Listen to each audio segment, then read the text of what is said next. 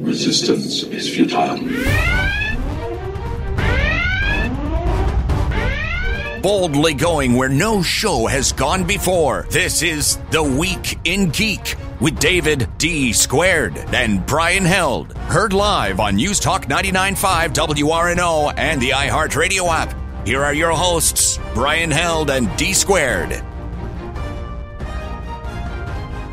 Greetings, people of Earth. This is The Week in Geek, your source for geek and pop culture news that's trending now. I'm your host, D Squared with Brian Held. Brian Held. How are you, buckaroo? Man, I'm great, despite the fact that I should be so wore out right now. We had a heck of a day yesterday, and I just wanted to say thanks to the folks over at St. Tammany Collectors Con. Ben Roberts and his crew did a fantastic job running that event.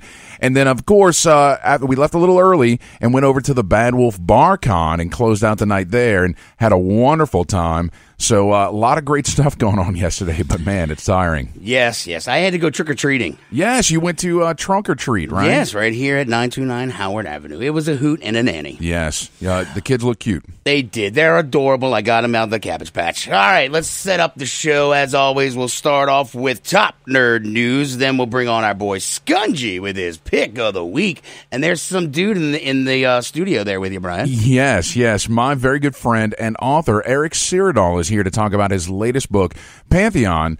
And then we're going to close out the show as we always do with This Week in Geek History. But first... And now, your top nerd news stories from around the world, brought to you by the Viridian Tea Company. Find them on Etsy.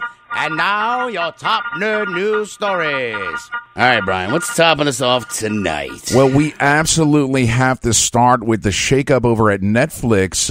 Iron Fist was announced last Monday, and then this Friday it was announced that Luke Cage, both titles have been canceled by Netflix. Crazy. I guess. You guess. I guess. I mean, Iron Fist was just kind of like, yeah, whatever. Yeah, but the second season really started to kind of, Yeah, I mean, I guess. You guess? I mean, it ended on an absolute cliffhanger. That was obnoxious. What do you mean? That it ended on a cliffhanger, then they cancel it. I hate when shows do that. Well, I give you space above and beyond. Right. God, right. I've been hating Fox since, what was that, 1992, 93? I'll remind you, they're our partners, Dave. Oh, I love Fox. F-O-X. Spells love. So, but clearly they were trying to set up a larger universe, right? When Colleen Wing takes on the power of the Iron Fist, what's going to happen next season type deal. Right. Now, there is speculation in the community that, of course, they're canceling that to make Heroes for hire? Right. Mayhaps. Although... this all clearly kind of ties into the Disney streaming service. Are those things getting canceled just to move over? I'm going to go with maybe. Right. But I don't know. I mean, Netflix seems to be very easygoing about the dismantling of their company.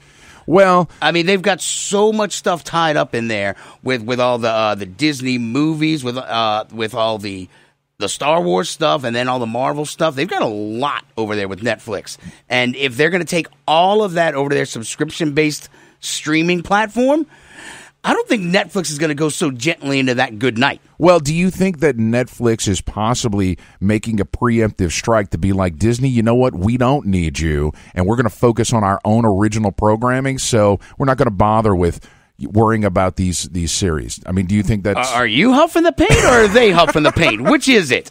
Well, I mean, No, nobody's going to go against the House of the Mouse. Oh, somebody's got to. Well, they're going to have to, but I mean, they're not going to be like, oh, yeah, sure, we'll go ahead and cancel that for you, our masters and saviors over at Disney. I think it might be a calculated decision.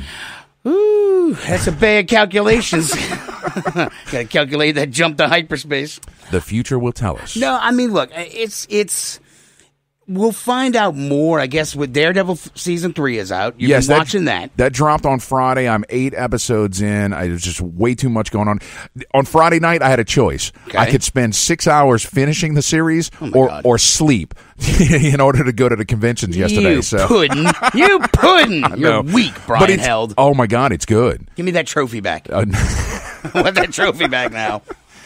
I find it with all the stuff they have invested with them, I mean, there has to be conversations taking place behind closed doors, because this could spell the end of Netflix. I mean, they've got a lot of great content. Don't get me wrong. I'm not saying that it's a huge part of what they offer, though. Okay, I mean, it is nice to go there and be like, look, I just watched Black Panther again, right? And I used to be a DVD junkie, dude. I had to give a whole bunch of my stuff away. When I rearranged my house, I threw out, well, I gave away a whole boxes upon boxes of DVDs.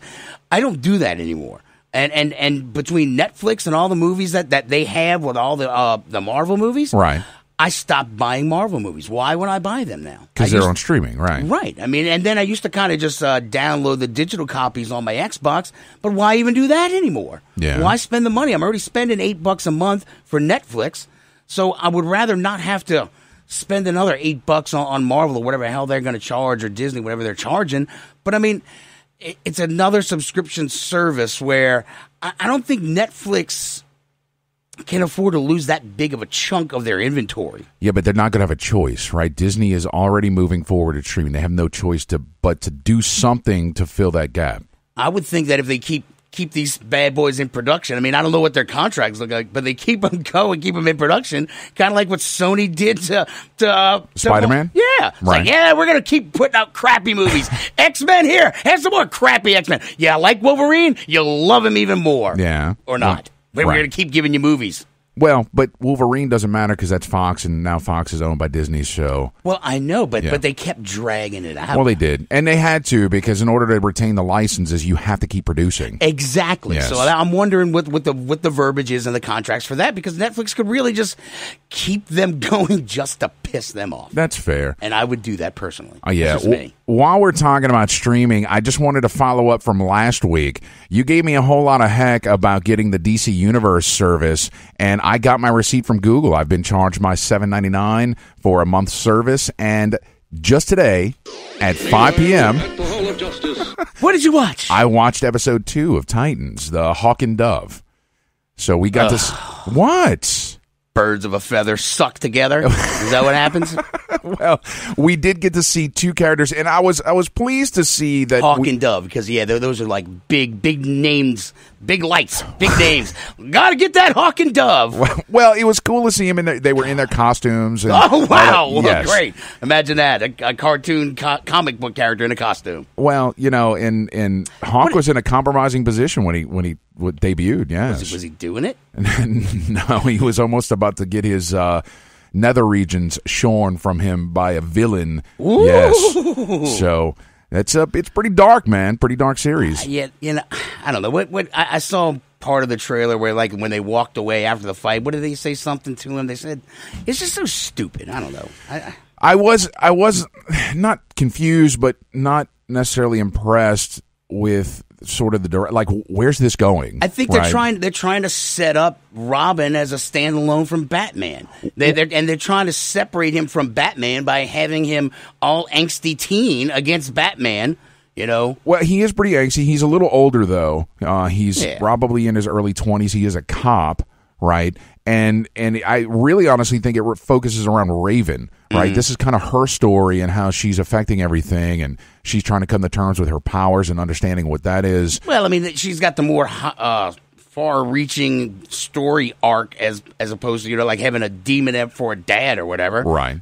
So it can have world-shaking things as opposed to, I don't know, what the flying Robins come back from the dead. What do they do? The flying Graysons? Yeah, whatever. They put on a show. The zombie circus. Well, they keep referencing. She keeps seeing it in like these psychic visions of of kind of tightening her connection to Robin, I guess. I don't know. I'm not saying I'm never going to watch it, but I mean, I'm in no rush to watch it. Okay. And I think they're just trying to, I don't know, they're trying to build it up and make him, I don't know, more than he is, I guess.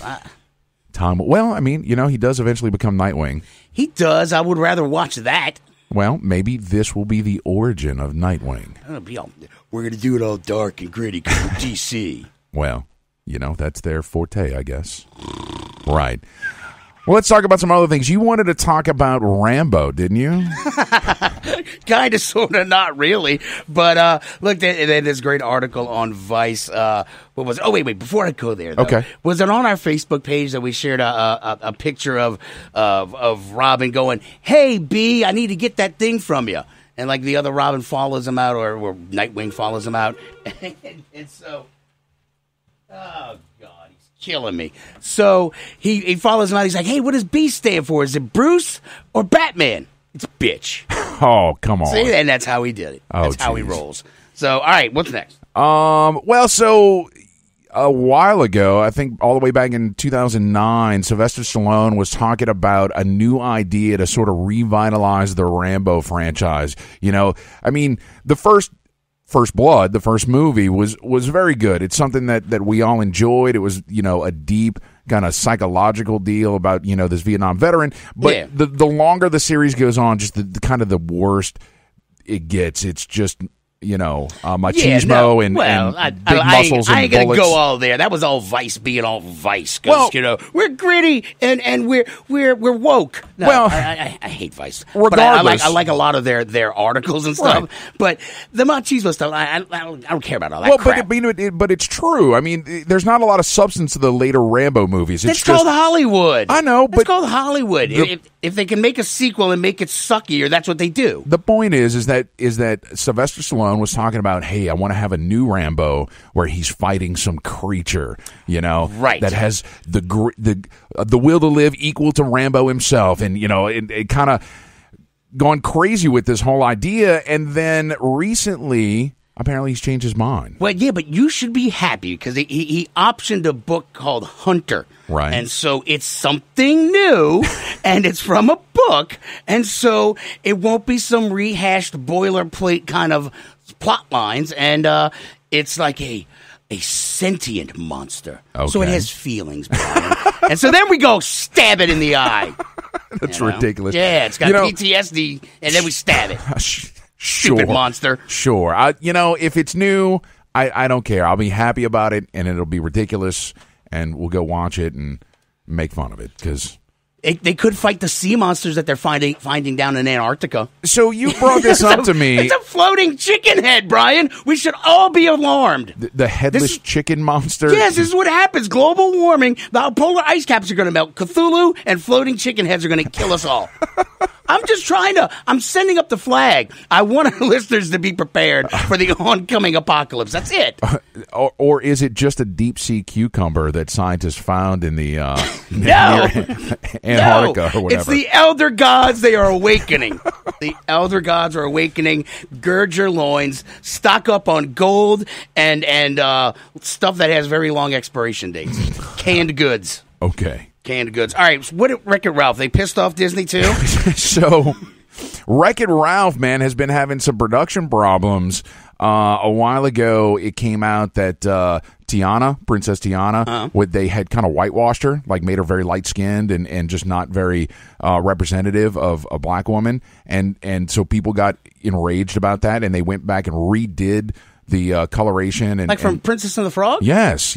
So her representation in Wreck-It Ralph whitewashed an African American character. Because, I mean, well, that once it comes out of my mouth, it sounds really stupid, right? But why would they do that for an established character? That makes no sense whatsoever. Well, and you're right; it doesn't make any kind of sense. But yeah, the animators. You sure they just didn't turn down the contrast or something like that? They did, but even that is unfortunate. Like they shouldn't do that. She should be represented equally. Well, I'm not saying it could have been just an accident. As I'm saying, people got that stick so firmly implanted up their rectums. Well, regardless, the more recent update from Wreck-It Ralph is that. Supposedly Kylo Ren from Star Wars is going to be in here, and there was some big joke. Oh, he's a spoiled bitch. Well, that was the whole deal, is he was going to be a spoiled brat. Oh! And so they made a joke? They made a joke about him, and Lucasfilm comes out and is like, hey, that's our great villain in our series, and we don't want you making light of him, so don't take that out. Oh. And so they took it out? Well, they did, of course. Why? Take it to the House of the Mouse. Fight them. Them and Netflix can team up and storm Epcot. Well, but Lucasfilm is part of the House of the Mouse. It's, they're probably throwing some weight around. I mean, it is Star Wars. Netflix joins up with Wreck-It Ralph, who, I don't know, they I don't know. They secede from the Mickey Mouse Union. And now it's just, this sounds like a story. You should write this. All right, somebody on Facebook shared something that's beyond phenomenal. It's been optioned by Hollywood. What's that? It was this random thought about what would happen if all the states started suddenly fighting, like all of a sudden, like Civil War-esque, like everybody said, like Louisiana, yeah, like I don't see how that could even possibly happen in the world we live in, right? But if suddenly everybody was all gung ho about the states they lived in, and so that is like the starting point. Nobody knows what it is, but this dude wrote a what if scenario, and like how all the states kind of broke apart, and all the people who were like in the army, and they would take over certain installations, and so you had a fracturing of the entire government, and it just went everywhere. Like you had like 5 different factions, city states. They started using nukes, and then boom, next thing you know, you've got the entire country is like fractured, and then at the very end when they're about to nuke each other, somebody else nukes us and sends us back in the dark ages like an EMP, right? And like puts us all in the dark ages. It was just it's been optioned for a movie. Really? Yes. Very interesting. I can't explain it very well, but I thought I emailed it to you. No. All right. I will do that later. One last thing before we get out of here. A couple weeks ago, maybe even a month ago, we talked about Mandy, that new movie from Nicolas Cage that came out, and of course the big focus was the Cheddar Goblin, right? So it was very brief, but they had a very limited edition mask that came out for Halloween. They only made 50 of them. Jeez, at $200 a pop. Good Lord! Yeah, Legion M was selling them. They're already sold out. All right. It's like it speaks to the zeitgeist of America. It does. The puking Cheddar Goblin in all of us. And on October 29th through the 31st at a restaurant in Chicago called Taco in a Bag, they're having their own. Is that a real place? It's a real place, yes. And they have their own inspired Cheddar Goblin menu Shut the front that they're door. coming out with. Yeah. You can meet There's pictographs and everything. Yes, you can meet the Cheddar Goblin in person. They're going to have a Nicolas Cage tribute, and you can have all kind of Cheddar Goblin themed. Orange goblins, pimento mac and cheese egg rolls. Oh. Oh, that's horrible. Who thinks of this stuff? Some crazy people who are trying to capitalize. Italian sausage, provolone cheese, mozzarella, and giardiniera croutons. Oh, that sounds awesome. Where is this place, Brian? In Chicago. I told you that. All right, I wasn't listening. All right, let's go. Okay, let's go. We'll go for... Halloween, apparently. Let's buy mess. Awesome. All right, we ready for a break? Yes, very much. All right, guys, when we get back, we're going to hear from our boy Skungy and his Pick of the Week. Stay tuned. You're listening to The Week in Geek on News Talk 99.5 WRNO. Don't you cry no more.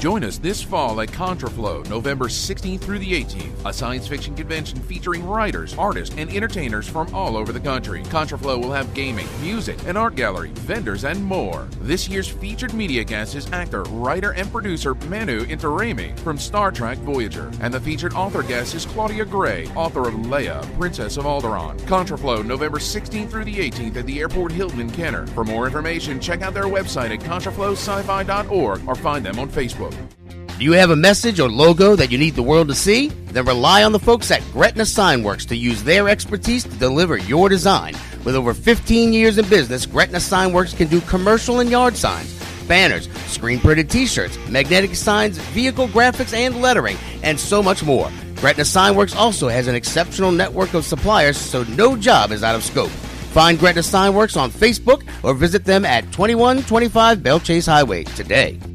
Friends, is your morning tea just not your cup of tea? Then try the tea blends of Viridian Tea Company. At Viridian Tea Company, they sell blends guaranteed to make you think outside the box. With such blends as My Enemy's Tears, Goth Librarian, Cyberpunk, and many more, your tea experience will be out of this world. Look for the blends at Tubby & Coo's Mid-City Bookshop, located at 631 North Carrollton, or on Etsy at Viridian Tea Company. Try Viridian Tea Company today. Your taste buds will thank you.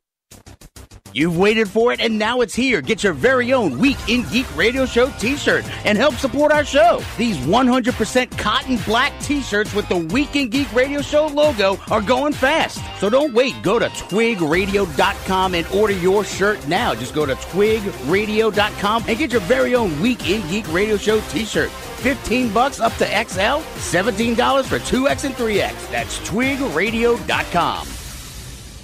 Mata Hari, Agent H21 is a spy fiction short story anthology about the famous dancer, seductress, and spy from World War I. Mata Hari, Agent H21, published by Pro Se Productions, has 7 rip-roaring adventure tales about the world-famous super spy that features her battling her enemies by using any weapons at her disposal. Mata Hari, Agent H21 is available for purchase in ebook and paperback formats on Amazon.com. Boldly going where no bar has gone before. The Bad Wolf is a bar, restaurant, and game shop all in one. You can't beat our specialty drinks, fresh food, and a variety of RPGs, board games, and miniature games for sale or rent. Stop by and hang out, or attend one of our regularly scheduled events, all in a non-smoking environment. The Bad Wolf Bar and Grill is located at 2010 O'Connor Street in Gretna, or find us at badwolfbar.com. The Bad Wolf Bar and Grill, where everybody knows your game.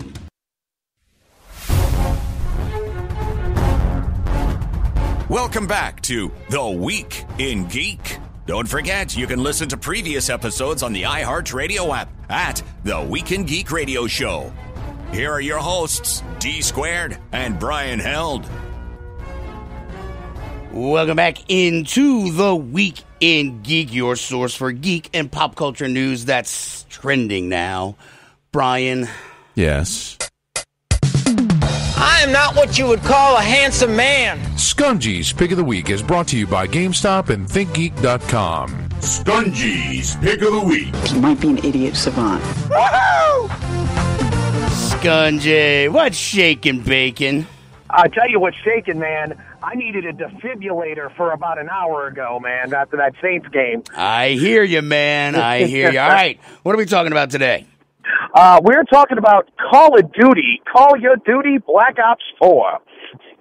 All right. It's not that kind of duty. Not that Nice. kind of duty. So, yeah, it's the 4th installment in the Black Ops series, and they decided to go a little bit off the rails this time. Telling it right now, there is no campaign in this game. What?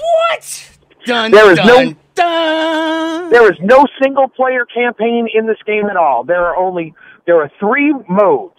There's multiplayer, there's zombies. Both of those have been around forever. And then there's a new blackout mode. What? So I guess basically the best way to do is just to break each segment down. So is it really Call of Duty if there's no campaign?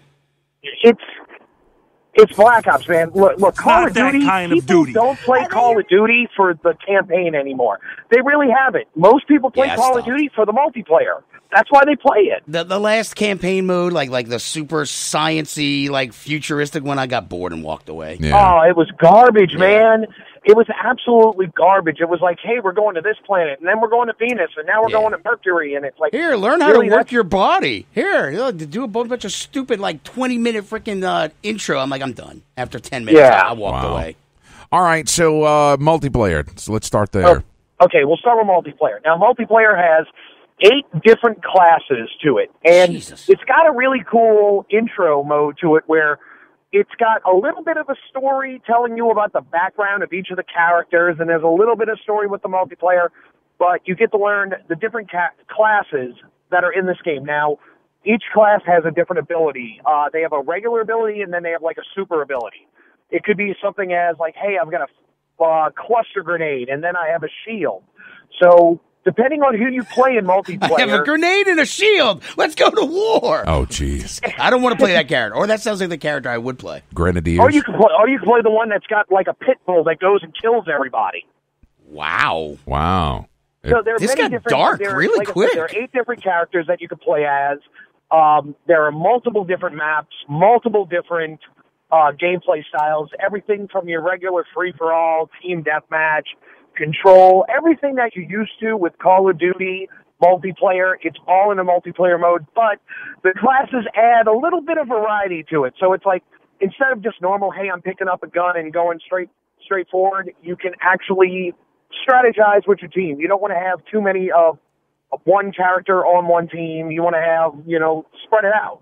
Is this multiplayer we're talking about, Yeah. or Yeah, that's the multiplayer. All right, so this isn't the Uber deathmatch, Deadpool, No. whatever. What is it That's called? not the blackout mode. Oh, That's Okay, not the blackout. All right, okay. Just checking. I was getting confused. All right. Okay, so tell us about zombies.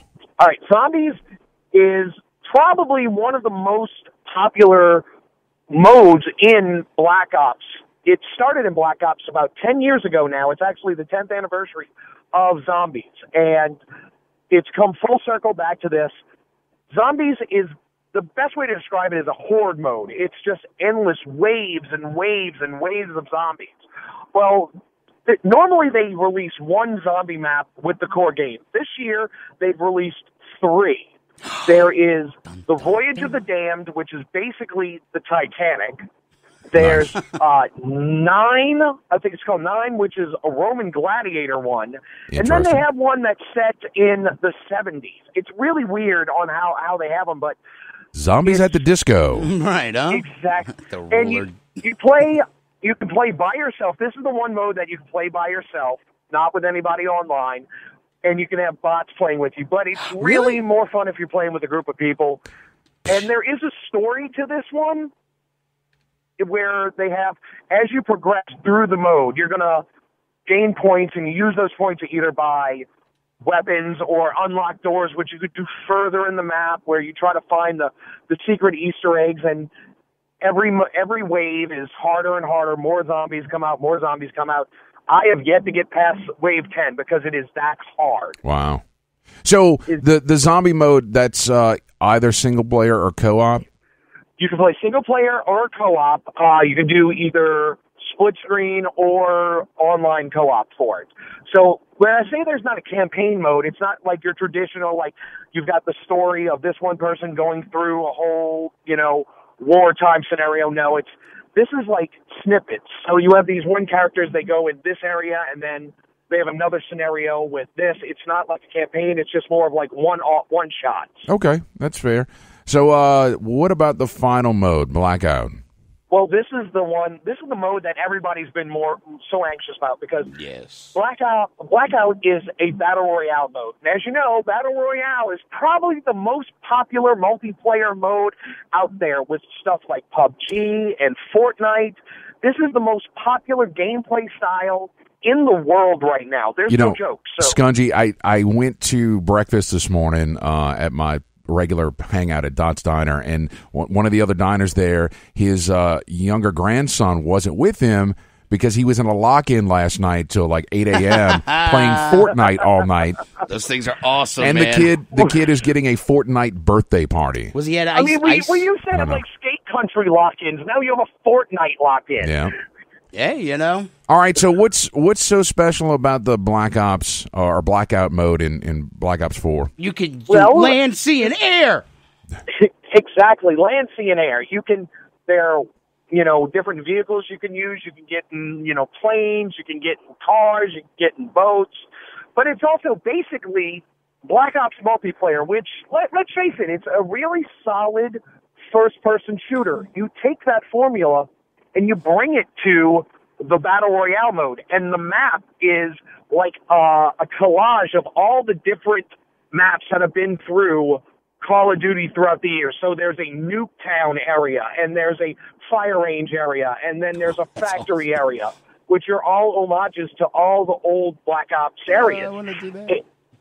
And it's really cool because you get to go... it's the same thing as all the Battle Royales. You wingsuit down, you parachute, and it's hide and go seek the game, basically. All right. And I'm guessing that the map shrinks over time to force the conflict? Yeah. Okay. Yeah, absolutely. Just like every other one, it's like you have so much time. The map, How do they eventually do it, everybody though? gets put in a small little area, and last man standing. Now you can play it in multiplayer, where you have multiple people on a team. You can have just 2 people to a team, or you can have it just free for all with everybody. How do they do it? How do they shrink the fighting area, or do they not? Blue wall of like electricity that closes in on you. Lame. And like if you're stuck inside the wall of electricity, you start losing health. Now, with Black Ops, they changed up actually the health mode in it. Before it used to be like if you get shot, you would hide and your health would regenerate over time. Well, in the multiplayer mode, you have these medic packs that you use to bring your health back up, but it has to recharge over time. So you can't just hide. If you have to wait for it. And then in the Black Ops mode, the Blackout mode, you actually have to find first aid kits to bring your health back up. That is very Fortnite-esque. Need bandages. Yeah. So, Paul Marchiafava, our merchandise manager, just texted me to say his son Daniel is dressing up like a Fortnite character for Halloween. I think it's going to be very popular. Yeah. They have it at Spirit Halloween store. They have it everywhere, dude. Yeah. So it is going to be the most popular thing you're going to see this Halloween. Skungy, what do you think the chances of Call of Duty Black Ops 4 kind of knocking Fortnite down a few pegs?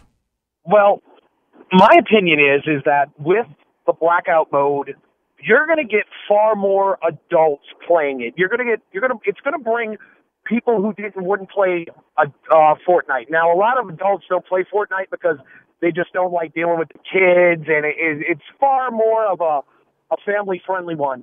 Well, Black Ops is a hardcore esports community. Yeah. And I mean, I'm calling it right now, man. You're going to have esport competitions on the Blackout mode coming soon. So I think it's going to be something that's going to be really, really interesting to see in the coming months. Fortnite is murder for the whole family. Fortnite is murder for the whole family. Right. Call of Duty is for the hardcore murderer. Exactly. You're going to see it's going to be more adults are going to be playing that one because more adults play Call of Duty. I mean, like I said, you have Black Ops 4. In my store alone, I had 500 reserves. I had 500 people put money down on that game. Wow. That is the most of any game that is coming out this year or that has come out this year. All right, so price and platforms, Skungy. What? Price and platforms. It is going to be $59.99 for the base game. It is on PS4, Xbox One, and PC. All right. Now, here's the thing. There is a season pass. Now, in the past, you could buy Map Pack 1 or Map Pack 2, Map Pack 3, or Map Pack 4 separately. You cannot do that this year. You have to buy all of them at $49.99. Wow. And that comes with 4 Blackout characters, 12 multiplayer maps, and 4 zombie extra maps. That's crazy. All right. Skungy, we got to get going in a second. One last thing to mention. I wanted to mention this for you, Dave. Fallout 76, the Break It Early test application, or their beta, is coming out to Xbox owners on October 23rd and a week later on the 30th for PS4 and PC. So if you want to get in on that beta before it releases, I believe it's November 14th is when it comes out. You got to get your game now. Skungy, thank you very much. You're fired. Yes! I'm turning off his microphone. There you go. I love you, Brian. You're welcome. All right. Guys, stay tuned. When we get back from these short commercial messages, our guest in studio, Eric Syrdal, and his new book, Pantheon. Stay tuned. You're listening to The Week in Geek on News Talk 99.5 WRNO. Boldly going where no bar has gone before. The Bad Wolf is a bar, restaurant, and game shop all in one. You can't beat our specialty drinks, fresh food, and a variety of RPGs, board games, and miniature games for sale or rent. Stop by and hang out, or attend one of our regularly scheduled events, all in a non-smoking environment. The Bad Wolf Bar and Grill is located at 2010 O'Connor Street in Gretna, or find us at badwolfbar.com. The Bad Wolf Bar and Grill, where everybody knows your game. Jezebel Johnston, Devil's Handmaid by Nancy Hansen, is now an audiobook read for you by Brian Held. It's a tale of a young girl from Tortuga who disguises herself as a boy and bluffs her way onto a pirate ship, chasing after her one true love, only to find adventure on the high seas. Jezebel Johnston, Devil's Handmaid is available on Amazon, Audible, and iTunes. Get your copy of Jezebel Johnston today. Do you have a message or logo that you need the world to see? Then rely on the folks at Gretna Signworks to use their expertise to deliver your design.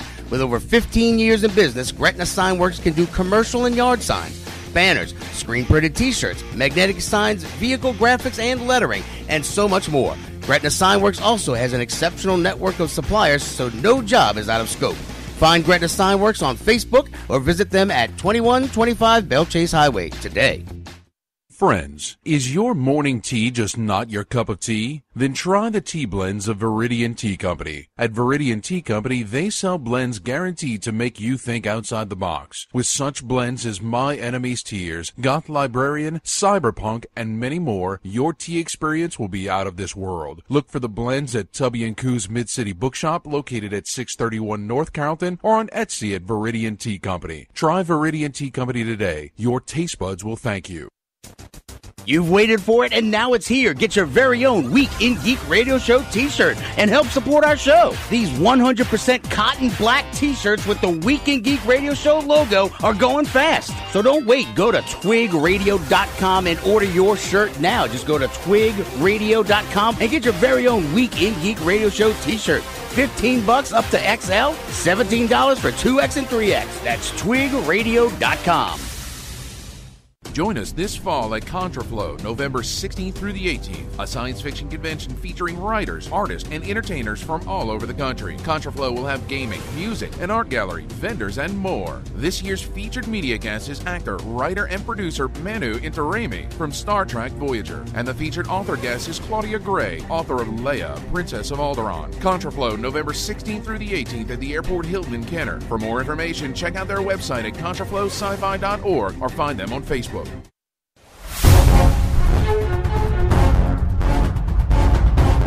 This is Captain Rex, troopers, and you're listening to the Week in Geek. Now move out. Welcome back. This is the Week in Geek. I'm D Squared along with Brian Held. Brian, it's guest time. It is, absolutely. And joining us in studio is our special guest, author Eric Syrdal, and he's talking about his book Pantheon. How are you? I'm doing well, sir. Thank you for having me. Awesome. So let's kind of start at the beginning, right? This is your first book. Mm-hmm. Where'd you get started in writing? So I've written for a long time, ever since I was very young. I consider myself a poet, so I write a lot of poetry. Right. I have written short stories and things like that, but Pantheon is basically an epic poem. It is what I've wanted to do for a long time. It is a bunch of stories that coalesce around a single idea, right? And they are written in an epic poem style. Well, let's dig into that a little bit. Epic poetry and I guess free verse would also kind of apply to what is that? We don't see that anymore these days, right? I mean, you had your ancient epics, are written. It is basically poetry that tells a story and tells a story over several series of stories or several series of chapters, if you will. That's how Pantheon is set up. It's set up to represent different stories along the line. So it also puts into written format the everyday struggles that human beings go through as far as emotions and things like that. But we're not talking poetry like roses are red, violets are blue. No. Rhyming stuff. And then you won't find anything except for the one vignette for Grace that I wrote in there. It's actually a sonnet, so it does rhyme at the end like it's supposed to. Okay. But other than that, no, there's not a lot of rhyming scheme or following rhythms or things like that. So with this free verse epic poetry, there's a special format that this, because somebody might be a little shocked to see it's not sort of like a normal novel. It's not just walls of text here. It's tell me about the format. Right. Well, what the epic the way it's written like poetry, it allows me to direct your attention to things I want you to see without a whole lot of flowery description. So we don't have a whole lot of long paragraphs or pages and pages worth of description about stuff. That. Yeah. So you can go in and you can talk about a specific thing, and I can focus your attention on a specific thing. In poetry, one stanza could be a single word. Yeah. And it can just be a string of adjectives that describe something and can bring about a scene without a whole lot of writing. Okay. All right. No, that's fair. And I can tell you that now we've been friends for a very long time. We have. Right. And, I've kind of been seeing this process work through, and I actually read an early copy. Mm-hmm. And so when I got this in, I believe it was Monday, I sat down, I read this entire thing in 4 hours. Yep. What? Yep. Yeah. And that's actually something that a lot of people who have read earlier versions to help us with editing and stuff like that have said that they were able to get through it, the whole entire thing, and very quickly. So that's one of the things that I'm actually happy about. I'm pleased to say that I've written it in that format where people can do that. And 396 pages. I would be the perfect guinea pig because I read as slow as, I don't know. Right. Well, something that's slow. You have a copy in the studio for you. Huzzah! So, yes, 396 pages, 4 hours is your time limit. Let's see how you do. Shut up. Right. So, of course, this is not a regularly seen style, right, as we've established. Yes. And your publisher is Sudden Denouement Publishing. Yes. So, I mean, how did you get hooked up with these guys? So it's a group of folks I met online, other poets that write poetry and stuff like that, and sending our works back and forth and reading each other's work. Christine Ray and Kendra Austin are two ladies that I met through there, and they sent out a call for work to be submitted. I sent in Pantheon. They took a look at it and said, this is amazing. We need to go ahead and publish this. And I said, I agree. It's amazing. Let's go ahead and publish it. Right. Well said, ladies. They did a lot of hard work. A lot of help went into making that possible. So that's fair. Those folks were great. So I think we've belabored the reveal long enough. What is Pantheon? Tell me what this story is and the idea that it revolves around. So Pantheon's a collection of stories basically about human conditions, about life choices and things like that. It also to bring one of the stories to the front. There's a story in there called War Song, which is what does a life-changing decision look like in someone's soul and in their mind. You know, if we were able to put that into a scene, what would it look like? Why Pantheon? I mean, I know I'm kind of jumping off track, but because it summons like images of gods to me. Exactly. It does revolve around a pantheon of goddesses. Ah, there we go. Right, and each one of them has a specific role that they play, and they interact with the poet, who is more or less the main character throughout the story. Right. And how they influence his life, and how he influences them, and how they handle their own situations, and how they handle situations with everyday mortals. Right. And if you're going to have a pantheon of gods, you need to have a demigod. So the last story, Daughter of the Phoenix, is where we go with that. Okay. That's a really nice one. Nice. Now, the goddesses specifically are Hope, Mercy, Fate, Courage, Karma, Grace, and the Queen of Hearts represents love. Yes, and she is... Which one's the fashion one? That would be Karma. Oh, she runs a nightclub called Destiny. Sweet. So, yeah. I'm digging this already. So the Queen of Hearts is basically, you have to I wanted to have a Zeus-like figure. So she is the leader of all of them. She is love. She is the embodiment of love. So she influences them all in turn, and they influence her in different ways. So it's a nice little situation they have. So knowing you as well as I do, and I know, we've talked about it before because, like I said, I've seen this early. I'm like, oh my God, this needs to be published, and it needs to be published now. Yes. But you've mentioned that you write when the muse strikes you. Are these goddesses your muse? Some of them are, yes, absolutely. And I do have favorites. And there are some that are attached to more than others. Okay. And I mean, it was actually a very nice process to go through writing this book, and how quickly those stories came out, and how I wanted to put them down. They just flow out, seamlessly together. So cool. Now you've kind of had sort of a team effort to some of this, right? Who was it? Tammy, who? Tammy Hadley, a friend of my wife's. She read a lot of the stories very early on, before it was even the concept for the book. It was just a string of stories that I was putting together, and she went into great detail. Almost wrote term papers on each and every story about things that she thought about them, and subtle differences she saw, and found things that I didn't even realize I had put in there. So, she was a big help in doing all that. Absolutely. Awesome. So, this is out. You can get it in electronic format. You can get it in print format, which we have 3 copies. We're going to be giving one away. Oh, nice. Yeah, really? Do I need to open the phone lines? No. We're going to do it on social media. Oh, okay. It's an early Christmas for folks, so we're going to get that out here. So, is there any more? Do you have any more coming out for this? Yeah, I'm working on some stuff now that I'll probably end up publishing soon. I know you're not supposed to rest on your laurels, but I'm I'm going to lean against mine for just a little bit. Take a deep breath if you don't mind. I like the way you phrased that. Yeah, this has been a labor of love for a little while, and I'm happy that it's done, and I'm very enjoying the moment of having it out. No, that's cool. But I won't let you rest on your laurels because we'll get something else out. Yeah, no, I think from the first time that I had my hands on this thing, I just knew it was so incredible. And tell me real quick some of the imagery, because this really spans medieval history and science fiction, and so it covers all kinds of genres. There's science fiction in it, there's fantasy elements in it, there's ancient history elements in it. There is basically a realm where you're not anywhere. It's like its own kind of like a magic kingdom, if you think of that, in that particular area. So it does span a lot of different genres, modern day fantasy, sci-fi. There's all that kind of stuff in there.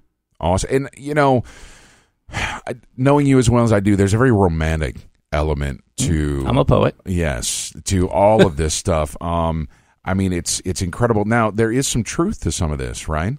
There is. In the vignette for Courage, I did put a thing that I actually did. So I thought about what would be something that's courageous for somebody to have to do. What is something that you look back on and realize that, hey, I was able to do that. I should be able to do pretty much anything. And it was when I proposed to my wife.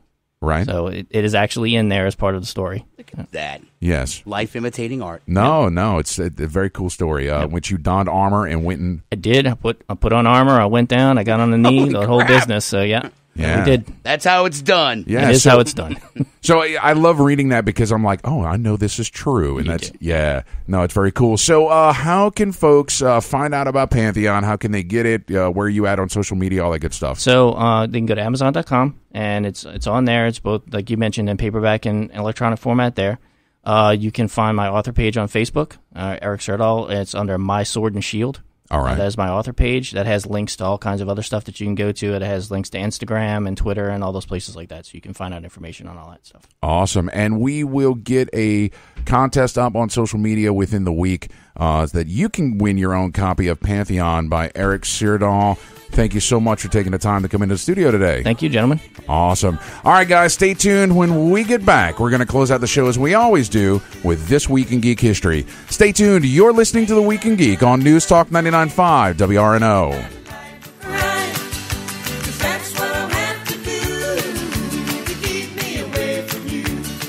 Black Tie Tans, the premier mobile spray tanning professionals of New Orleans. Black Tie Tans will come to you and give you a natural glistening glow on the go. First-time customers get 20% off their first tan. Find them on Facebook at Black Tie Tans or email them at blacktitans@gmail.com to set your appointment. Going to a wedding? Going out to the club? Black Tie Tans will give you the look you need. Black Tie Tans. Tell your pale friends.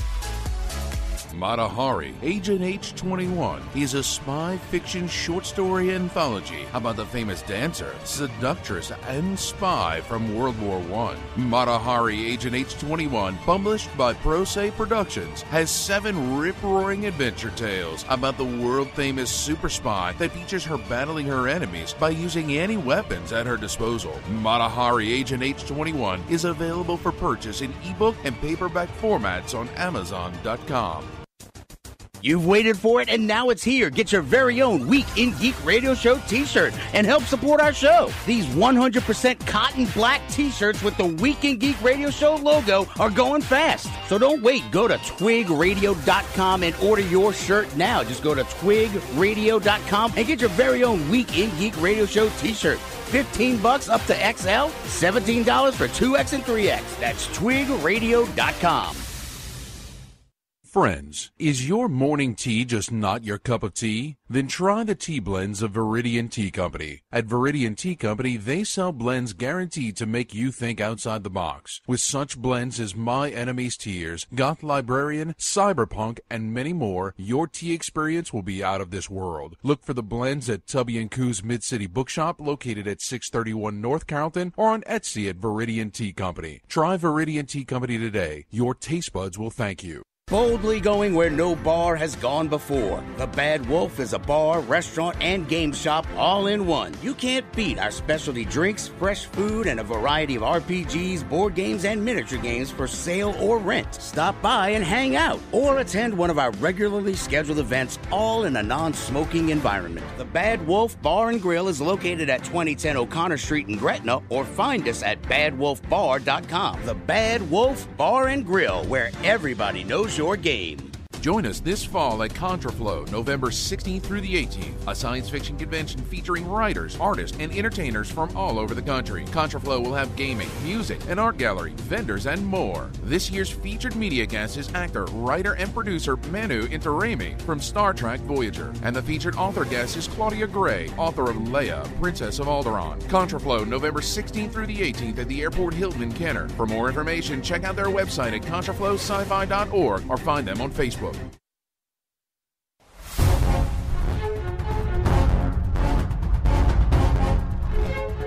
Welcome back into the Week in Geek, your source for geek and pop culture news that's trending now. As always, we want to strongly urge you to check out our Facebook page. Facebook.com/The Week in Geek. Check out our website at twigradio.com. Follow us on Twitter at Twig Radio, and the Instagram's The Week in Geek. Now, Brian, how can people listen to this lovely show? Well, if you miss any part of tonight's show or you want to catch that interview with Eric Syrdal again, you can always find us on Spreaker.com or download Spreaker for your smartphone or tablet. We're also on iTunes, YouTube, iHeartRadio, Spotify, Stitcher, Google Play, all that good stuff, and at WRNO.com. And now a truncated This Week in Geek History.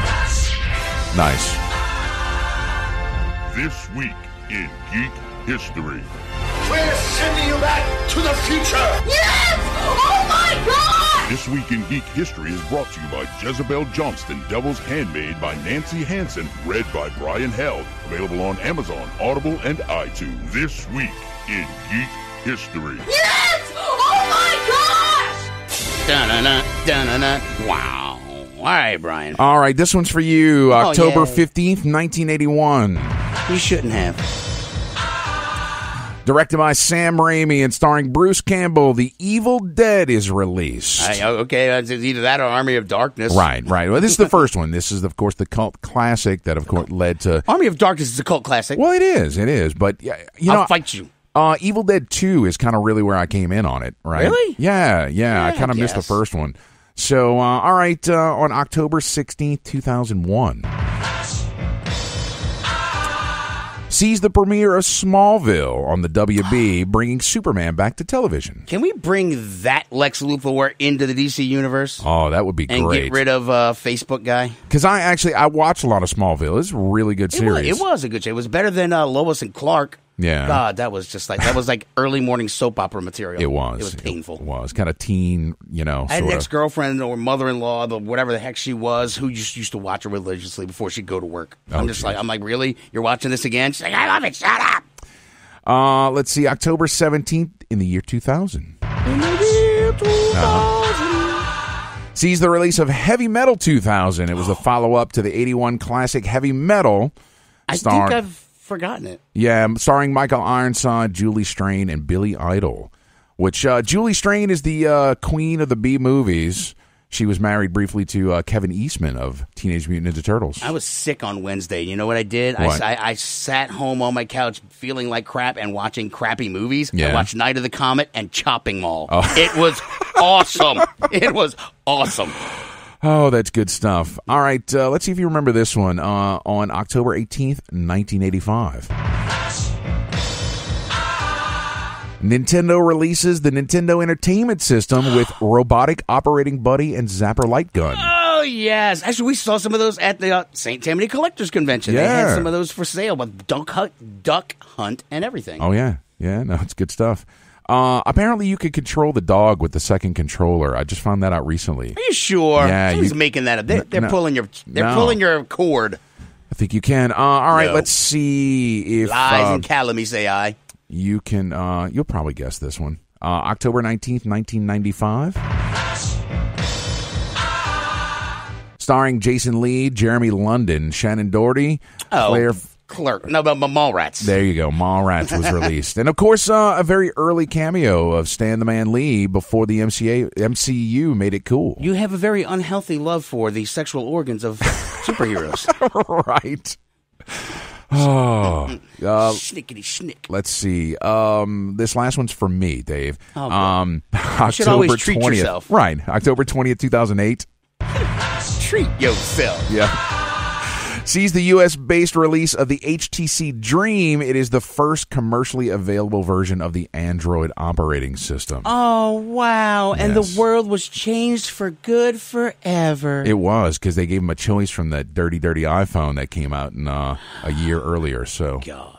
Yes. All right. Birthdays real quick. On the 15th, Paul Logan. He is a Crocodile low-budget... Dundee. No, he's a low-budget action hero. Well, he should be Crocodile Dundee. They're the same thing. On the 16th, Madison Wolfe. She was in Conjuring 2, Keanu, but she's from Metairie. Metairie, Louisiana, you say? Yes. On the 17th, Mike Judge. Hey, all right. Yes. 18th, Chuck Lorre, creator of Big Bang. Nice. 19th, Jon Favreau. And on the 21st, Andrew Scott, who was in, why did I put this? Oh, he was in Sherlock, and he was in... Andrew Dice Clay? No, he was also in James Bond, Spectre. All right. Anything else? Nope, that's all my notes. There we go. All right, guys. Thanks for listening. Till next time, keep your nerd flag raised high. GFL.